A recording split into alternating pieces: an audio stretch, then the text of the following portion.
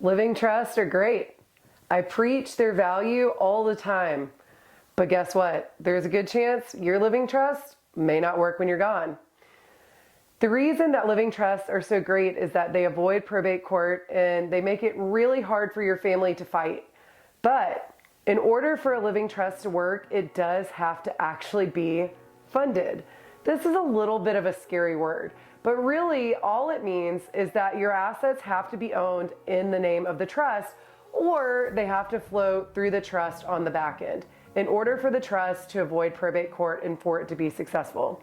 So when I meet with a lot of clients who set up a trust with another attorney or in another state or heaven forbid online, oftentimes their trust was never funded. So yeah, they set it up and they have the documents sitting here, but kids protection plan, but it's not going to do anything. It doesn't matter how pretty in presentation your trust is or how perfectly written and all of the legalese it has if there's nothing actually controlled by the trust.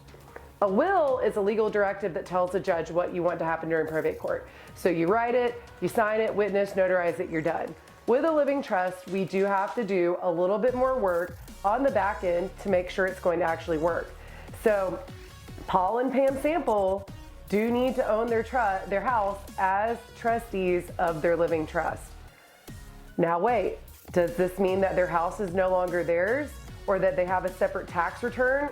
It does not. As long as they're alive, they can still sell their house, refinance it, get a home equity line of credit.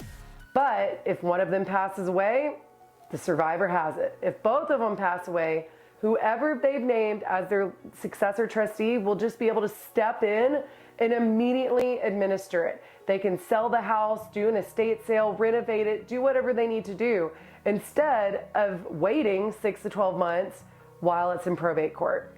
So with a revocable living trust, it's a super awesome document. They're so important.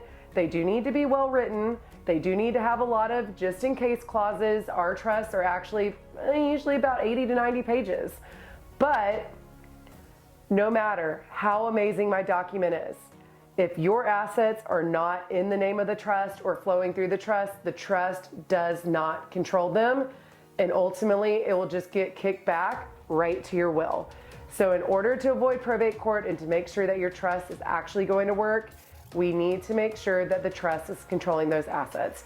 So at Arch Legacy Firm, we work with our clients, we follow up with them weeks, every week after their signing meeting, a month after their signing meeting, we send emails, we call them, we make sure that they're actually doing that legwork to make sure that the trust is actually funded.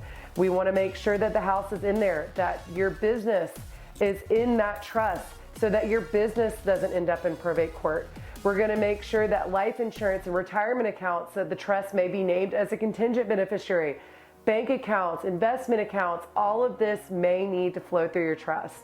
It just depends on what your goals are and what your estate looks like. But we will help you through that. But if you haven't done that and you have a trust, there's a good chance that that trust is not going to work when you're gone.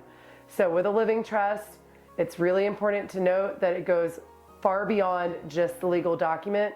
We have to do our homework as well to ensure that it is in fact going to protect our family from court and conflict.